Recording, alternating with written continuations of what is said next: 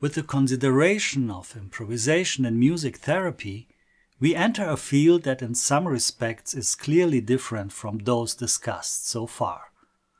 While we have been dealing with practices of artistic musical production until now, music therapy is not primarily about such production, but rather about therapeutic concerns and processes in which the artistic medium of music plays a central role.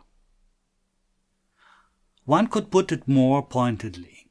In artistic improvisation, the focus is about the music itself and less about its creators, while in music therapy, the interest is in the persons behind the music.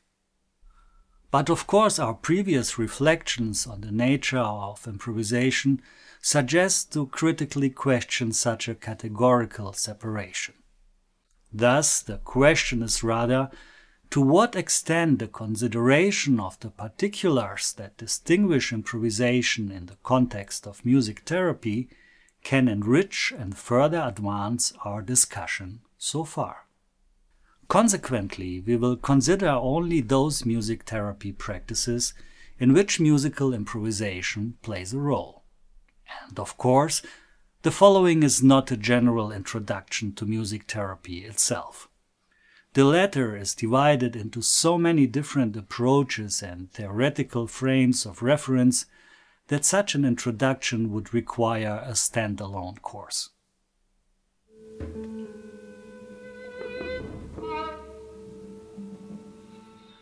But for those who have had no insight into music therapy so far, the following very brief general outline is useful. Music therapy is an artistic form of therapy that uses the medium of music to achieve its therapeutic goals. One can roughly distinguish between two types of music therapy: receptive and active music therapy. In the first, music recordings are used and received by the clients. In active music therapy, the clients actively make music. This usually involves the clients spontaneously articulating themselves musically, that is, improvising freely. In this way, music becomes a medium of self-expression and communication, in contrast to the majority of therapeutic methods in which language plays this role. In most conceptions of music therapy, however, language is still used at some point, but music serves as the main and, in a certain sense, as a pre-linguistic medium that can only subsequently be translated into language. What advantages result from this and what insights we can take over into our discussion of improvisation, I will try to outline briefly in the following.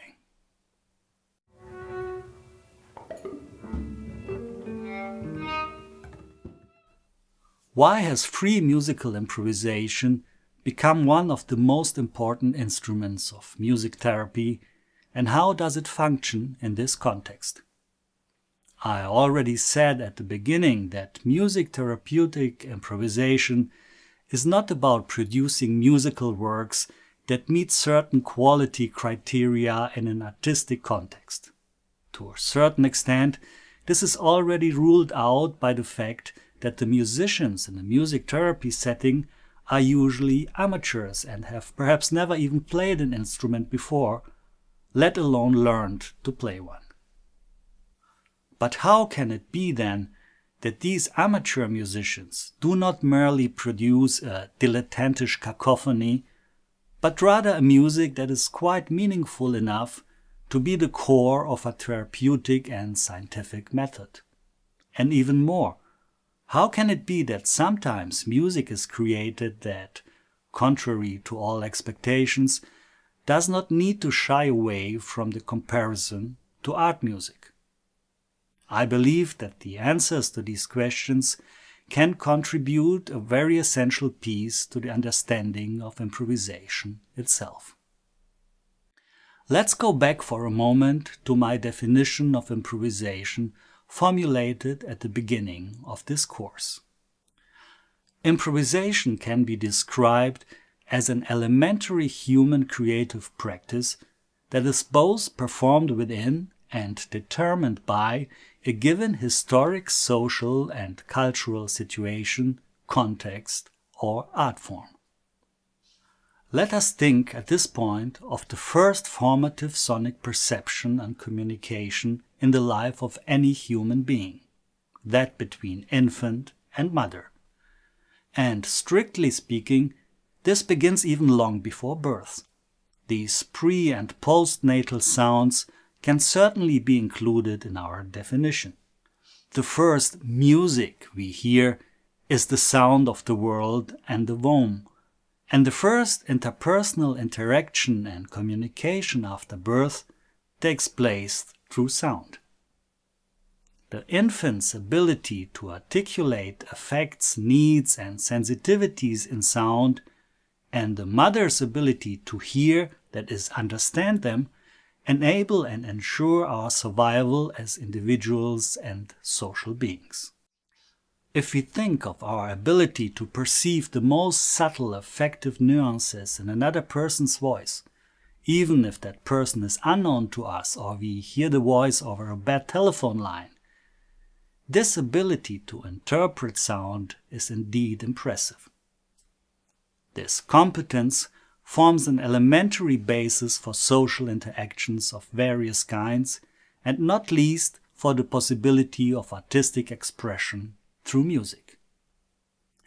However, music therapy not only makes use of this fundamental human ability, it also benefits from the fact that we practice communication through sounds long before language development and acquisition. Before we acquire the necessary prerequisites for language in our child development, we are in a certain way already masters in another symbolic system, that of expression in sound. Without going into psychological discourses at this point, one can say in a simplified way that early pre-linguistic stages of development of the individual can be addressed through sound or music. And these early stages of human development are at the same time considered to be particularly important and formative, but also very susceptible to possible deficits. Music therapy can be a way to approach these early or infantile stages and their developmental disorders. In the therapeutic process, it can then be possible to make the developmental deficits tangible and to catch up with the missing developments, so to speak, in retrospect.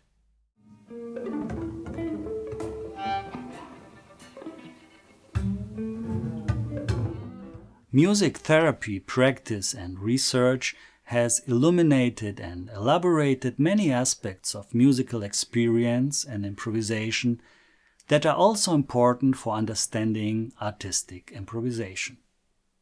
In its beginnings, music therapy theory building was faced with the task of transferring already existing conceptions of psychology, psychoanalysis, developmental research, creativity research, etc. to the special concerns of music therapy. Throughout this process, new discourses have emerged with respect to the understanding of music in general and improvisation in particular, which sometimes differ significantly from the traditional perspectives of musicology. The more music therapy became a recognized and independent discipline, the more it was able to develop discourses originating from its own object of research, which in turn promoted the understanding of general music-specific phenomena in an interdisciplinary sense. Let us look at a small practical example of music therapy. Let us say it's a group music therapy. The group meets for their session. In the room there is a selection of various musical instruments. The ritual could be that the music therapist asks the participants how they feel today. The only difference is that the answer is not verbal, but in the form of a group improvisation. At this point, I do not want to discuss in detail what can be heard, seen and felt in addition to the actual music, what is called scenic understanding in a psychoanalytic context. For us, it is decisive at this point that a group of musical laymen express themselves by utilizing musical instruments, and that this musical expression is meaningful for those present. That is, the meaning becomes audible despite the limited technical ability of the players. At this point in the session, the members of the group could be asked to report how they fared during the improvisation, what they heard or experienced. This would then be the mentioned translation process of musical material and own experience into language. In this process, a lot of things are indeed brought up and addressed, a process in which possibly much that was not ready for speech because it was unspeakable or unconscious can suddenly be expressed and heard.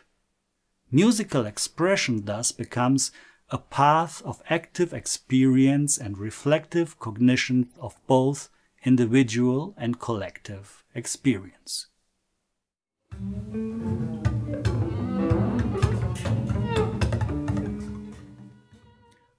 What insights, impulses and questions can we draw from this for our discussion? Let me summarize just a few aspects. Self-expression and social interaction in sound are elementary human skills or competences. They form the basis for human communication. The ability to express oneself in music and to communicate through music does not, in principle, require any specific technical or theoretical training. The mutual willingness to listen to each other and the active effort to empathetically and intellectually grasp the meaning of the utterances are preconditions for successful communication. Music is by its nature a communication medium and symbolic system preceding language. However, music is not replaced by language. Humans have both systems at their disposal. Which leads us to the following questions. What is the relationship between language and music? How do these systems differ or connect with each other? To me, these questions seem to be particularly significant since they open up a view of a field which we have already touched in our previous discussion. The relationship between affect and reason, body and mind, knowledge and intuition, which is ultimately also leading to the relationship between subject and society or world. I will certainly come back to these questions when we discuss the concept of embodiment a little later in this course.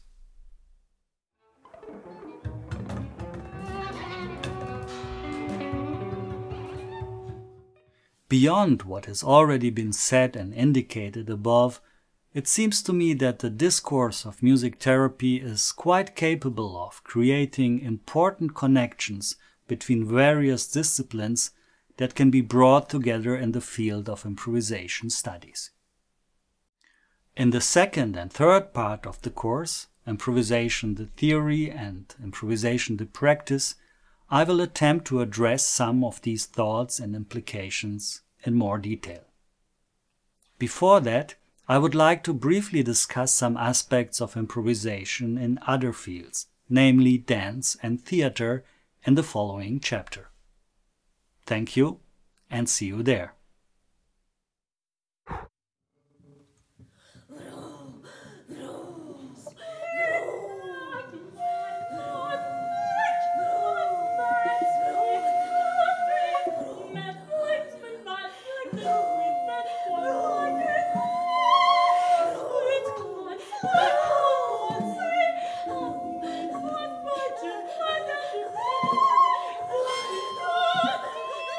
Yeah.